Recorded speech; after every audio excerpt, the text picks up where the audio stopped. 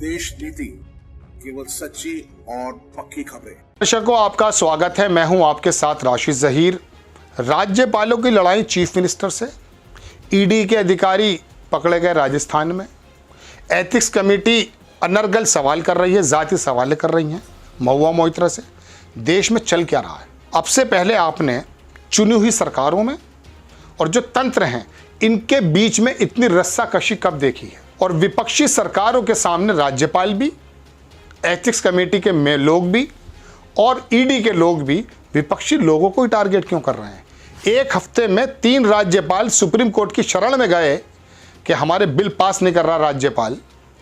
ये बहुत अच्छा सूचक है क्या? नई खबर बताता हूं मैं आपको कि केरल के जो राज्यपाल हैं आरिफ साहब, बड़े चर्चित रहे, कई विवादों में भी रहते हैं। ये केरल गवर्नर के खिलाफ मामला सुप्रीम कोर्ट पहुंचा। क्यों विवादों में हैं कई राज्यपाल? बड़ी इंपॉर्टेंट खबर है ये।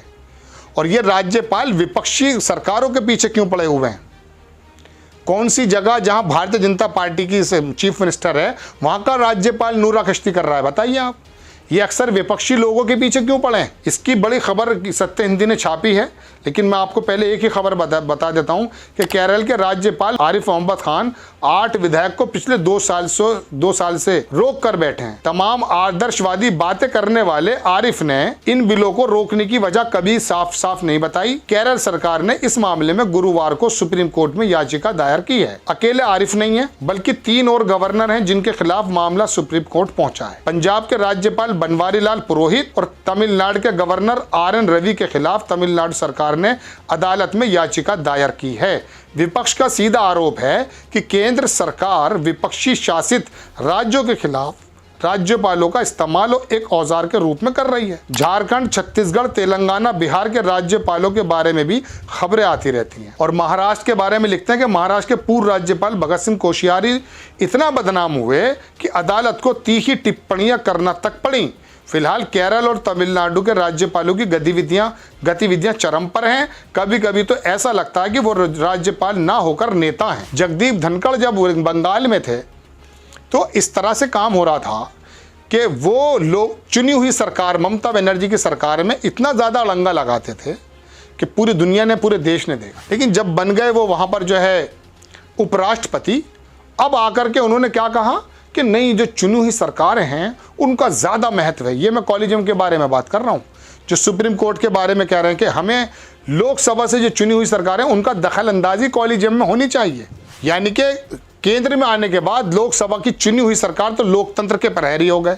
लेकिन जब आप गवर्नर थे तब मैं चुनी हुई सरकार ममता बनर्जी की इतनी ज़्यादा लोकतंत्र के प्रहरी क्यों नहीं थी? और ये तमाम अभी आप जैसे कहा ना, ये भगत सिंह कोश्यारी, देखा था आपने इनका कारनामा?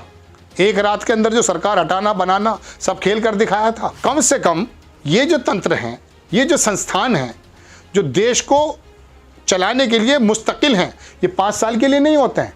ईडी जो है अभी वहाँ पकड़ा, मैं कल हमारे साथी एंकर ने आपको बताया 15 लाख रुपया जो भी हुआ है हमारे राजस्थान में, पकड़ लिया वहाँ गहलोत ने। ये ईडी दरोगा बनकर महाराष्ट्र की सरकार को ऊपर नीचे करती आरोप के मुताबिक। आप ये बताइए कि ये इनको इस काम के लिए लगा किसने रखा है? केजरीवाल और वहाँ का जो LG है उसके बारे में सुप्रीम कोर्ट के कहाँ तक लड़ाई चली गई है? आपको उत्तर प्रदेश के राज्यपाल का नाम याद है? बहुत मशहूर हैं, याद होगा। कोई खटपट नहीं है, कोई लड़ाई नहीं है। हरियाणा में हो या जहाँ पर भी इनके मध्य प्रदेश में शिवराज साहब के यहाँ हो और भी जहाँ जहाँ सरकारें हैं, तो आपको खटपट नज़र आती है। लेकिन ये राज्यपाल क्या रहे हैं? इनके खिलाफ 2-2 वर्षों से फाइलें दबाने का आरोप है। और फिर वो राज्यपाल जो बनकर आए थे सत्यपाल मलिक, जब कश्मीर में तो क्या आरोप लगाए थे कि 150 करोड़ रुपए की फाइल का ऑफर दिया था।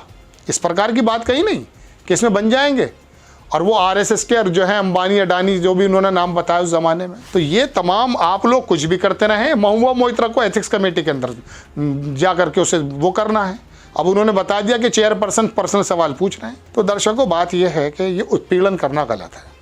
आपके सामने कोई चीज़ है, नॉर्मल है, कोई चीज़ दिखाई दे रही है, उनको अपना काम कर देना चाहिए। चुनाव आयोग उसके ऊपर आरोप, एथिक्स कमेटी उसके ऊपर आरोप, राज्यपाल उसके ऊपर आरोप, ईडी CBI इनके ऊपर आरोप। इतने आरोप तो पहले सरकारों में भी नहीं थे, काम होता था। बहरहाल ये लड़ाई देश के लोकतंत्र के लिए कितनी बेहतर है इसका अंदाज़ा आप करें। मैं तो सिर्फ आपके सामने ये बात रखने के लिए हाजिर हुआ कि ये हेल्दी डेमोक्रेसी का सूचक नहीं है। आपको खबर कैसी लगी अपनी राय कमेंट्स बॉक्स में ज़रूर दीजिएगा। चैनल को सब्सक्राइब कीजिएगा, शेयर कीजिएगा। नेक्स्ट टाइम में किसी खबर के साथ आता हूँ। जय हिंद।